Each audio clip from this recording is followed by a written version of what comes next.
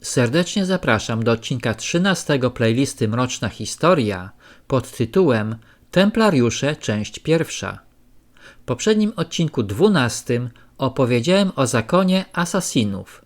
W tym odcinku opowiem o powstaniu zakonu templariuszy.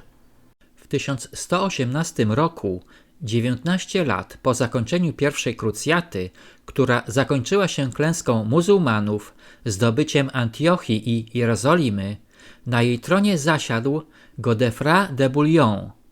W tym czasie utworzyła się grupa 9 francuskich dżentelmenów, na czele której stanęli Yves de Payas i Godefroy Saint-Omer. Zadaniem tej grupy była ochrona pielgrzymów udających się do Świętego Grobu. Baldwin II, który wkrótce wstąpił na tron jerozolimski, podarował im dom w pobliżu miejsca, gdzie znajdowała się świątynia Salomona. Właśnie od angielskiej nazwy świątyni Temple powstała ich późniejsza nazwa Templariusze. W roku 1128 zakon został usankcjonowany przez Sobór w Troyes przez papieża, a święty Bernardyn opracował regułę, na mocy której templariusze byli związani ślubami ubóstwa, czystości i posłuszeństwa. Chociaż templariusze wyróżniali się wieloma bohaterskimi czynami, w końcu złamali nakazy życia wyłącznie z jałmużny. Zaczęli żądać opłat za swoje usługi tak ogromnych, że wkrótce rozprzestrzenili swoje panowanie na prawie całą Europę, a pod koniec XII wieku stali się bogatym i potężnym organem. Motto, które zakon wyrył na swoim sztandarze, brzmiało: „Nie nam, Panie, ale daj chwałę imieniu Twojemu”, zostało całkowicie zapomniane. Zamiast życia w ubóstwie, czystości i obronie pielgrzymów, wybrali na bożka bogactwo i złoto oraz oddawali się pysze i ostentacji. XVIII-wieczny pisarz masoński pisał: „Wojna, która dla większej liczby wojowników dobrej wiary była źródłem znużenia, straty i nieszczęścia, stały się dla nich, templariuszy, jedynie okazją do łupów i wywyższania się. Nawet jeśli wyróżnili się kilkoma błyskotliwymi czynami, ich motywy wkrótce przestały być istotne i stały się wątpliwe. Widziano ich, jak wzbogacali się nawet dzięki łupom konfederatów, powiększając swoje uznania ze względu na wielkość nowego majątku, jaki nabyli. Arogancją mogli konkurować z koronowanymi książętami, często odmawiając pomocy przeciwko wrogom wiary.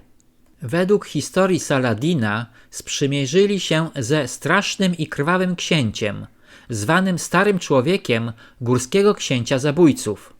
Nie ma pewności, czy templariusze faktycznie sprzymierzyli się z asasinami, gdyż często prowadzili z nimi wojny. Kiedy w 1152 roku asasini zamordowali Rajmunda, hrabiego Trypolisu, templariusze wkroczyli na ich terytorium i zmusili do podpisania traktatu, na mocy którego mieli płacić coroczną daninę 12 000 sztuk złota w ramach pokuty za zbrodnię. Kilka lat później Stary Człowiek z gór wysłał ambasadora do Amoriego, króla Jerozolimy, aby prywatnie powiedzieć mu, że jeśli templariusze zrezygnują z zapłaty tego hołdu, on i jego zwolennicy przyjmą wiarę chrześcijańską. Amori zgodził się na ten układ, ale rycerze templariuszy zamordowali ambasadora, zanim ten powrócił do swojego pana. Poproszony o zadośćuczynienie, wielki mistrz zrzucił winę na złego, jednookiego rycerza imieniem Gauthier de Menil. Jest jednak prawdopodobne, że w końcu doszło do porozumienia templariuszy z asasinami. Dr Bessel pisał o występkach templariuszy. Kiedy w 1149 roku cesarz Konrad III poniósł porażkę pod Damaszkiem, wierzono, że templariusze mieli tajne porozumienie z garnizonem tego miasta. W 1154 roku podobno sprzedali za 60 000 sztuk złota księcia Egiptu, który chciał zostać chrześcijaninem. zabrali go do domu, aby poniósł pewną śmierć z rąk jego fanatycznej rodziny. W roku 1166 Amori, król Jerozolimy, powiesił 12 członków zakonu za zdradę twierdzy Nureddin.